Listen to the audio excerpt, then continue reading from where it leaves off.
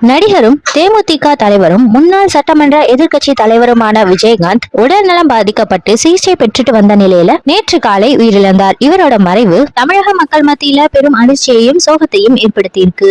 இவரோட மறைவுக்கு சினிமா பிரபலங்கள், அரசியல் கட்சி பிரமுகர்கள் உள்ளிட்ட பலர் தங்களோட இரங்கல்களை தெரிவிச்சிருக்காங்க. அவரோட உடல் சென்னை சாலிகிராமத்தில் உள்ள அவரோட வீட்டில் அஞ்சலிக்காக வைக்கப்பட்டு பின்னர் சென்னை கோயம்பேட்டில் இருக்கிற தேமுதிக தலைமை அலுவலகத்துல வைக்கப்பட்டது. அங்கு அரசியல் கட்சி தலைவர்களும் பொதுமக்கள் கட்சி நிர்வாகிகளும் அவரோட இறப்புக்கு அஞ்சலி செலுத்திட்டு வந்தாங்க. மக்கள், ரசிகர்கள், தொண்டர்கள்னு ஆயிரக்கணக்கான மக்கள் தேமுதிக தலைமை அலுவலகத்தின் முன்பாக வந்து கண்ணீர் அஞ்சலி செலுத்தினாங்க. விஜயகாந்தின் இறுதி சடங்கு கோயம்பேட்டில் இருக்கிற அவரோட தேமுதிக தலைமை அலுவலகத்துல நடைபெற்றது. புரட்சி கலைஞர் கேப்டன் விஜயகாந்த் நிறுவன தலைவர் தேமுதிக என்று பெயர் பொறிக்கப்பட்ட சந்தன பேழையில் விஜயகாந்தின் உடல் வைக்கப்பட்டு தேமுதிக தலைமை அலுவலகத்திலேயே அடக்கம் செய்யப்பட்டது. அவரோட உடலுக்கு 72 குண்டுகள் வழங்க முழு அரசு மரியாதையும் வழங்கப்பட்டிருக்கு.